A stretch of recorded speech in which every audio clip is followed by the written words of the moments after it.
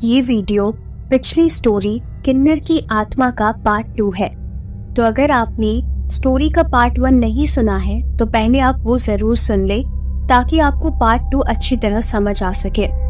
और अगर आपने कहानी का पहला भाग सुन लिया है तो अब हम आज के वीडियो में कहानी को आगे बढ़ाएंगे। ये सब सुनकर मैं अपने घर चला आया और कब यही सोचते सोचते मेरा दिन खत्म हो गया मुझे पता ही नहीं चला। रात को मैं सो रहा था और 2 बज रहे थे। तभी मुझे तालियां पीटने की आवाज आ रही थी और मैं समझ गया कि ये वही किन्नर है जो मेरा पीछा ले चुकी है और अब ये मुझे जिंदा नहीं छोड़ेगी। रात तो मैंने जैसे तैसे डर के मारे निकाल दी थी, लेकिन सुबह जब मैं उठा तब भी मैं उन्हीं ख्यालों के बारे में सोच रहा था। फिर मैं नहा धोकर घर से बाहर निकलने लगा, पर तभी मैंने प्रिया को देखा कि वो बालकनी में अपने बाल खोलकर खड़ी थी और अजीब तरीके से मुझे देख रही थी। मैं जब धीरे धीरे अपनी बहन प्रिया के पास गया तो पीछे से मुझे प्रिया बुला रही थी। भैया, यहाँ पर आओ, मुझे आपको कुछ दिखाना है। और मैं जैसे ही पीछे मुड़ा तो बालकनी वाली प्रिया अचानक से गायब हो गई। मैं तो पहले ही उस किन्नर के डर से पूरी तरह सहमा हुआ था, इसीलिए जब मुझे मेरी बहन प्रिया बुला रही थी तो मैं तुरंत उसके पास चला गया। अभी अभी जो मेरी आंखों के सामने हुआ था उससे मैं पहले ही दहल उठा था। प्रिया मुझे कुछ बैंगल्स दिखा रही थी और कह रही थी, ये मैंने मम्मी के लिए लिए हैं, उनका बर्थडे आ रहा है ना, तो सरप्राइज गिफ्ट दूंगी, कैसे हैं? मैं तो वहां खड़े खड़े उस अजीब सी दिखने वाली प्रिया के बारे में सोचने लग गया था। तभी मेरी बहन मुझे जोर से चिल्लाकर कहने लगी, क्या हुआ? मैं आपसे ही बात कर रही हूँ। बैंगल्स कैसे लगे? अच्छे नहीं है क्या? मैंने उसे कहा, नहीं नहीं, बहुत अच्छे हैं। पर सच तो ये था कि मैं तो अपनी सुध-बुध खोए हुए बैठा था। उसके बाद मैं थोड़ी देर घर से बाहर चला गया। बाहर जाकर ऐसे ही कार में बैठ गया और कार स्टार्ट करने लगा। अपना मूड फ्रेश करने के लिए मैं बस यूं ही ड्राइविंग कर रहा था और ऐसे ही अलग अलग जगह पर रोड पर घूम रहा था। तभी मेरे दोस्त अनिल का कॉल आ गया। उसने कहा,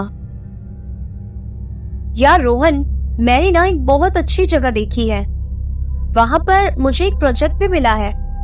थोड़े दिनों बाद हम लोग वहां पर जाने वाले हैं, तो क्या अभी हम दोनों तेरी कार लेकर साथ में उस जगह पर जाए क्या? कैसा आइडिया है, क्या लगता है तुझे?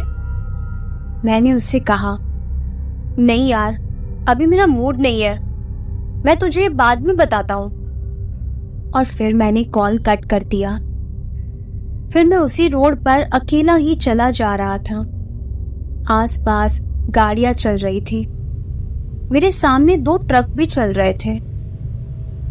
अब न जाने क्यों पर मुझे मेरे कानों में सुनाई देने लगा, जा उस ट्रक में अपनी कार को घुसा दे। ये लाइन मुझे मेरे कानों में बार बार रिपीट हो रही थी। फिर से वो आवाज आई, अरे सोच क्या रहा है, जितना बोला है उतना करना, अपना दिमाग मत लगा, नहीं तो मैं तुझे जान से मार दूंगा। और न जाने क्यों मैं उस आवाज से ट्रिगर हो रहा था। फिर मुझे तालियों की आवाज भी आने लगी, जैसे कोई किन्नर मेरे कानों में ही तालियां बजा रही हो। और अब मुझे वो सब कुछ इतना जोर से सुनाई दे रहा था कि मेरे कानों में बहुत ही तेज दर्द होने लगा। इस वजह से मैंने अपनी कार साइड में ले जाकर रोक दी। अब मैं यही सोचने लगा कि मैं घर कैसे जाऊं, क्योंकि जैसे ही मैं कार स्टार्ट कर रहा था तभी वो आवाज मुझे बार बार सुनाई दे रही थी। इसीलिए मैं डर के मारे कार से नीचे उतर गया और कार को वहीं पर छोड़कर पैदल चलने लगा। अब मुझे वो आवाज दोबारा आने लगी, देख, आगे एक नारियल वाला खड़ा है, उसके पास एक चाकू है, उस चाकू को उठा और जो ये लोग रोड पर चल रहे हैं उसमें से किसी एक को मार दे। जल्दी कर, टाइम नहीं है, मार दे। जैसा बोल रहा हूं ना वैसा ही कर। और इतनी आवाज आने के बाद मुझे फिर से वही तालियों की आवाजें आने लगी। अब तो मैं उन आवाजों से परेशान हो गया था। मैं जोर जोर से चिल्लाने लगा और फिर मैं बेहोश हो गया। कुछ देर बाद मेरी आंख अस्पताल में खुली। मेरे घर वाले बहुत परेशान दिख रहे थे और मेरे उठने का ही वेट कर रहे थे। तब मुझे पता चला कि मुझे अस्पताल तक कोई लेकर आया है और मेरे मोबाइल से घर वालों को कॉल किया है। होश में आते ही उन सब ने मुझसे पूछा, क्या हुआ रोहन, तो रोड पर चिल्ला रहा था, तो ठीक है ना? फिर मैंने कहा, हाँ मैं ठीक हूं, अब हम घर पर चलते हैं, मुझे कुछ नहीं हुआ है। लेकिन जैसे ही मैं बेड से नीचे उतरा, अब वो आवाज मुझे फिर से मेरे कानों में आने लगी, सामने जो स्ट्रेचर दिख रहा है ना, उसे अपनी मां के अंदर घुसा दे, जल्दी कर, वक्त नहीं है। और इस बार फिर मैं उसकी बातों से ट्रिगर हो रहा था और मैंने सच में सामने पड़े उस स्ट्रेचर को अपनी मां के अंदर घुसा दिया और जोरदार उस स्ट्रेचर से उन्हें ठोकर मार दी। और उसकी वजह से मेरी मां को बहुत चोटें भी आई। हॉस्पिटल में नर्स, डॉक्टर सबने मुझे रोका, फिर मुझे पकड़कर बेड पर बिठाया और फिर उन लोगों ने मेरी फैमिली से कहा, रोहन की दिमागी हालत शायद सही नहीं है, कुछ दिन के लिए बेड रेस्ट लेना होगा, उसके बाद ही आप इन्हें घर लेकर जा सकते हैं। मैं तो इस बात से परेशान था कि इस बार उस आवाज ने मेरी मां को भी नहीं छोड़ा।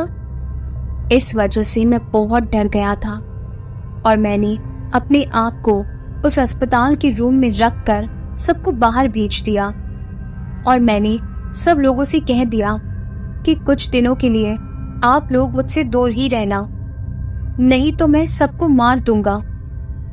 ये सब सुनकर मेरी फैमिली वाले बहुत ही ज्यादा परेशान थे, उन्हें मेरी बहुत टेंशन हो रही थी। उसके बाद उन लोगों ने मुझे 3 से 4 दिन तक अकेला छोड़ दिया। उन 3 से 4 दिन में मेरे साथ और भी बहुत अजीब अजीब चीजें हो रही थीं। कभी वो आवाज मुझे ऐसा कह रही थी कि मैं सामने रखी उस सीजर और इंजेक्शन को अपने अंदर घुसा दूं, पर मैंने ऐसा कुछ किया नहीं। मैंने अपने आप को जैसे तैसे करके कंट्रोल में रखा। 3-4 दिन के बाद मेरी हालत और भी ज्यादा खराब हो रही थी। मैं पूरी तरह से पतला पड़ चुका था, आंखों के नीचे काले काले धब्बे पड़ चुके थे। और फिर 3-4 दिन के बाद डॉक्टर ने कहा कि इनकी दिमागी हालत काफी हद तक सही है, तो अब आप इन्हें घर पर लेकर जा सकते हैं, पर ये कुछ दिनों तक काम करने के जोन में नहीं है, तो ऐसा कोई भी काम इनसे मत करवाना। उसके बाद कुछ दवाइयां लेकर हम लोग घर आ गए। इस हादसे के 2-3 दिन बाद ही मैं एक पंडित के पास जाने लगा। मैंने किसी को भी नहीं बताया था कि मैं उन पंडित के पास क्यों जा रहा हूँ। जब मैं उस पंडित के पास गया तो उससे पहले ही उन्होंने मुझे कह दिया, सालों से जो आत्मा भटक रही थी उसे मुक्त करने वाले तुम हो, तो वो तुम्हारा पीछा कैसे छोड़ देगी? अगर सचमुच आजाद होना चाहते हो तो घर में रखे तुम्हारे जूते अभी के अभी मेरे पास लेकर आओ। मैं तो इन सब चीजों में मानता भी नहीं था, पर मेरे साथ चीजें इस हिसाब से हो रही थी कि मुझे मानना ही पड़ रहा था। पंडित जी की बात सुनकर मैं फटाफट घर गया और अपने जूते लेकर उन पंडित जी को दे दिए। पंडित ने जूते को लेकर सब कुछ बता दिया, जो कुछ भी अभी तक मेरे साथ घटित हुआ था। मुझे पुलिस स्टेशन के बाद कौन मिला था, मैं पुलिस स्टेशन पर कैसे पहुंचा, उस तंत्र विद्या के सामान पर मैंने पैर रखा था, सब कुछ। और फिर कार में मेरे साथ जो कुछ हुआ, पैदल चलने पर मेरे साथ जो कुछ हुआ, अस्पताल में मैंने अपनी माँ के साथ क्या किया, सारी बातें पंडित जी ने सिर्फ मेरे जूते देखकर एक साथ मुझे बता दी। और मैं समझ गया कि अब यही वो पंडित है जो मुझे इस मुसीबत से बाहर निकाल सकते हैं। उस पंडित ने तो मुझे ये तक कह दिया था कि जो मुझे उस आत्मा ने अपनी कहानी बताई थी, अब वो पंडित मुझे ये कह रहा था कि ये आत्मा 2 साल से है। थोड़े दिन पहले ही एक तांत्रिक यहाँ से गुजरा था। वो तांत्रिक बस स्टॉप के पास एक तंत्र विद्या करके किन्नर की आत्मा को आजाद करवाना चाहता था। इसीलिए जैसे ही तुम उस चोर को पकड़ने के लिए उसके पीछे भागे, तब तुमने गलती से उस तंत्र विद्या वाले सामान पर अपना पैर रख दिया और तुम्हारी वजह से वो आत्मा आजाद हो गई। अब बात ये है कि जो कोई भी उस आत्मा को आजाद करता, वो आत्मा उस इंसान को ही परेशान करती, और उसके शिकार इस बार तुम बन गए हो। पंडित जी ने आगे बताते हुए मुझसे पूछा, क्या 2 महीने पहले तुम अपनी फैमिली के साथ मॉल में शॉपिंग करने गए थे? तभी मुझे याद आया और मैंने उन पंडित को कहा, हाँ मैं गया तो था। फिर उन पंडित जी ने आगे बताते हुए कहा, मॉल से बाहर आते वक्त क्या तुम्हें बाहर एक अजीब सा दिखने वाला आदमी नजर आया था, जिसके गले में माला थी, कंकाल जैसी दिखने वाली अंगूठियां पहनी हुई थी? वो बहुत ही अजीब सा और बाल खुले, ऐसा एक आदमी था, क्या तुमने उसे देखा था? मैंने फिर हाँ में सिर हिलाया, क्योंकि मुझे बहुत अजीब सा लग रहा था कि इस पंडित को इतना सब कुछ कैसे पता चल रहा है। पर फिर भी उस पंडित ने आगे बताते हुए मुझसे फिर एक सवाल किया, तुमने उस वक्त उस आदमी से कुछ बात भी की थी ना? तो मुझे सच सच बताओ, जब उस आदमी ने तुमसे खाने के लिए मांगा था, तब तुमने शायद उसे मना कर दिया था, है ना? तो मैंने फिर से हाँ में जवाब दिया। तो ये सच है, तुमने मना किया था। और अब मुझे ये बताओ कि तुमने उसे मना करते हुए क्या कहा था? फिर मैंने पंडित जी से कहा, वो पंडित जी मुझे ठीक से याद नहीं है। तभी अचानक पंडित जी ने गुस्सा करते हुए मुझसे कहा, तुम्हें बहुत अच्छे से याद है, मुझे सच सच बताओ, तुमने क्या कहा था? फिर मैंने घबराते हुए कहना शुरू किया, हाँ पंडित जी, मैंने उसे मना करते हुए कहा था कि तुम्हारे जैसे लोगों को तो कुछ काम करके पैसे कमाने चाहिए, दूसरों के पास भीख मांगना ये कोई अच्छी बात नहीं है। अपना हुलिया तो देखो, कितने गंदे नजर आ रहे हो। और वो आदमी तालियां भी पीट रहा था, तो इसीलिए मैंने उसे किन्नर भी कह दिया था। तभी पंडित जी ने कहा, इसी वजह से वो आदमी तुमसे बदला ले रहा है, और वो तुम्हारे ऊपर उस दिन के बाद से ही तंत्र विद्या कर रहा है, जिसका तुम्हें अंदाजा भी नहीं है। इसीलिए पहले तो ये एक सिक्का अपने पास रखो, और मैं तुम्हें एक मंत्र देता हूँ। जैसे ही तुम्हारे कान में उस किन्नर की आवाज आना शुरू हो, तब ये मंत्र तुरंत जपने लग जाना, तो वो आवाज रुक जाएगी। और अगर वो आत्मा तुम्हें ज्यादा परेशान करे, तो ये सिक्का तुम्हारी दोनों आंखों के बीच में रख देना, और फिर देखना कि सब कुछ बिल्कुल नॉर्मल हो जाएगा। मैंने पंडित जी से पूछा कि मुझे उस आत्मा से मुक्ति चाहिए। फिर उस पंडित ने कहा, वो तुम्हें कुछ दिन बाद मिल जाएगी, पर अभी मैं जितना कह रहा हूँ तुम सिर्फ उतना ही करो। पंडित जी की बात सुनकर मैं भी सहमत हो गया और फिर घर आ गया। अब जब भी मुझे वो किन्नर नजर आती या मुझे उसकी आवाज सुनाई देती, तो जैसा उस पंडित ने कहा, मैं ठीक वैसा ही किया करता था। कुछ दिनों बाद सब कुछ ठीक हो गया, बिल्कुल नॉर्मल सा हो गया। इसीलिए मैं भी नॉर्मल हो गया, और मैं भी अब धीरे धीरे उन सारी बातों को भुलाने लगा। फिर मैंने अपने दोस्त अनिल को कॉल किया और मैं उससे कहने लगा, हाँ भाई, तू बोल रहा था ना कि एक जगह पर जाना है और तुझे वहां पर प्रोजेक्ट भी मिला है। अब मैं थोड़ा ठीक महसूस कर रहा हूँ। अगर तू फ्री है तो क्या मुझे तू अभी ले जा सकता है वहां? हम दोनों चलते हैं ना, मेरी कार भी फ्री है। मेरी बातें सुनकर अनिल ने सीधा ही हाँ कह दिया। फिर हम दोनों बातें करते हुए हंसते हंसते रात को 8 बजे उस जगह पर जा रहे थे। और मैंने भी अपनी माँ को ये कह दिया था कि मैं रात को 11 बजे तक वापस लौट आऊंगा, क्योंकि वो जगह ज्यादा दूर नहीं थी, सिर्फ आधे घंटे ही दूर थी। इसीलिए मूड फ्रेश करने के लिए हम लोग कार से वहां जा रहे थे। लेकिन तभी अचानक अनिल अजीब अजीब सी आवाजें निकालने लगा और जोर जोर से कहने लगा, उस पंडित के पास जाकर मुझसे पीछा छुड़वाने की कोशिश कर रहे थे ना, पर मैं तुम्हें छोड़ूंगा नहीं, जान से मार दूंगा। और इतना कहकर अनिल मेरा गला दबाने लगा। मैं तो कार चला रहा था, तभी सामने से एक ट्रक आया और वो मेरे अंदर घुसने ही वाला था। उससे पहले ऐसा लगा जैसे मैंने कोई सपना देखा हो, क्योंकि अनिल तो एकदम सही था। फिर मुझे ऐसा लगा कि शायद ये मेरा भ्रम है। मैंने तभी अनिल को कहा, हम वापस घर चलते हैं, मुझे कहीं नहीं जाना। ऐसा कहकर मैंने गाड़ी रिवर्स ले ली और मैं घर आ गया। अनिल भी कुछ समझ नहीं पा रहा था कि अभी अच्छा खासा हम लोग उस जगह पर जा रहे थे, तो अचानक मुझे क्या हो गया। तो मैंने अभी तक हुई सारी बातें आपको बता दी। तो ये सब मेरे साथ 10 दिन के अंदर अंदर हुआ। मुझे तो लगा था कि सब कुछ ठीक हो गया, पर ये तो और भी ज्यादा खराब हो गया, जो मुझे अब पता चल रहा है। मैंने सोचा था कि मैं उन पंडित जी के पास जाऊं, लेकिन फिर मुझे पता चला कि उन पंडित जी की भी मौत हो गई, वो भी एक रहस्यमय तरीके से। अब जो कुछ भी करना था वो मुझे अकेले ही करना था। इसीलिए मैं रात को 12 बजे उस मॉल में गया, जहां से सबसे पहले इस कहानी की शुरुआत हुई थी। मैं अपने सारे दोस्तों को मेरी माँ के पास छोड़कर गया था, क्योंकि मुझे पता है कि प्रिया की मौत हो चुकी है और मेरी माँ अकेली नहीं रह पाएगी। लेकिन मेरा भी उस मॉल में जाना जरूरी था, क्योंकि ये सब कुछ खत्म करने का सिर्फ यही एक उपाय मुझे नजर आ रहा था।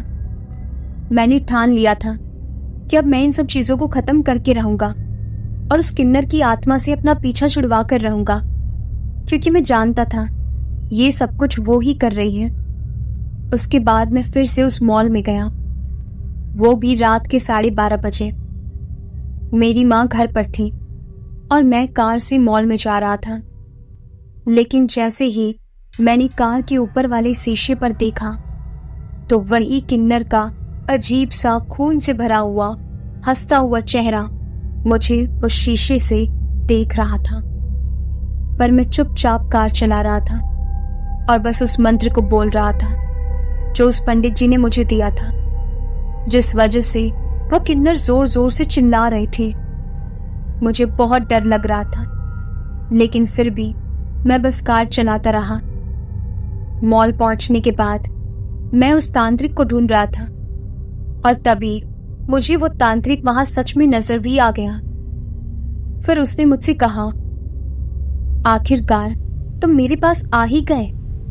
जैसा मैं चाहता था वो आखिरकार हो ही गया। अब मैं तुम्हें जिंदा नहीं छोड़ूंगा। मुझे करीब कह रहे थे ना, मुझे किन्नर कह रहे थे।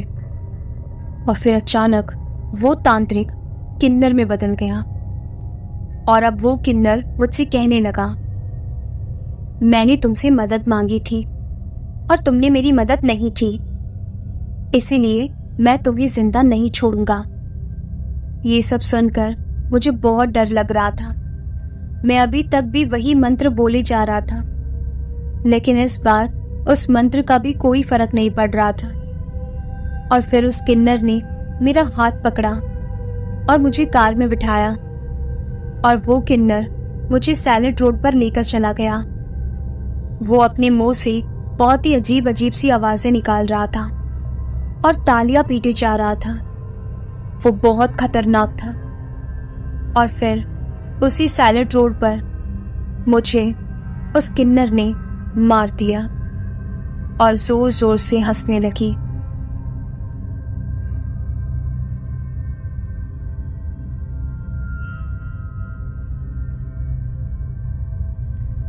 सुबह 8 बजे मैं उसी सैलेड रोड पर खड़ा अपनी ही डेड बॉडी को देख रहा था।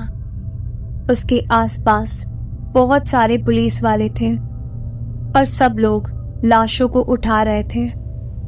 वहां पर मेरी लाश थी, मेरी बहन की लाश भी थी, कुछ पुलिस वालों की भी थी, मेरे प्यारे दोस्त चार्ली की लाश भी थी, मेरी माँ की लाश भी थी और मेरी जितनी भी दोस्त थी उन सब की भी लाशें वहीं पर पड़ी थी। उस आत्मा ने एक एक करके मुझसे जुड़े सारे लोगों को मार डाला। मैं तो उसकी मदद करने की कोशिश कर रहा था और उसने मुझे ही बर्बाद कर दिया। हमेशा हमेशा के लिए। मैंने सिर्फ एक गलती की थी और वो गलती ये थी कि मैंने 2 महीने पहले उस तांत्रिक को इतना सब कुछ कह दिया था और उस वजह से मुझे ये सब कुछ देखना पड़ रहा था। अभी भी मैं सिर्फ यही सोच रहा हूं कि काश अगर मैंने उस दिन उस तांत्रिक को कुछ खाने के लिए दे दिया होता और उसका मजाक नहीं बनाया होता, उसकी बेइज्जती नहीं की होती, तो आज ये सब कुछ नहीं होता। अगर मैं उससे इस तरीके से बात नहीं करता तो आज वो तांत्रिक ऐसी कोई भी किन्नर की आत्मा मेरे पीछे नहीं लगाता, मेरी जान भी बच जाती और मेरी वजह से इतने सारे लोगों की जो जान गई वो भी बच जाती। पर सब कुछ उल्टा हो गया और मेरी ही वजह से सब के सब मारे गए। अब मैं भी एक आत्मा बनकर रह चुका हूं। मैं यहीं पर उन सब लाशों को देख रहा था और बाजू में वो किन्नर ताली पीट पीट कर हंस रही थी और कह रही थी, मैंने अपना बदला ले लिया। तो आपको मेरी लिखी हुई ये भूतिया कहानी कैसी लगी कमेंट करके जरूर बताइएगा। अगर आपको वीडियो पसंद आया है तो वीडियो को लाइक और चैनल को सब्सक्राइब जरूर कीजिएगा। डिस्क्रिप्शन में दी गई मेरी इंस्टा आईडी पर क्लिक करके आप मुझे वहां भी फॉलो कर सकते हैं और अपनी स्टोरीज मेरे साथ शेयर कर सकते हैं। मिलते हैं ऐसे ही एक और खौफनाक भूतिया कहानी के साथ। तब तक के लिए चैनल पर अपलोडेड बाकी वीडियोस को भी जरूर चेकआउट कीजिएगा।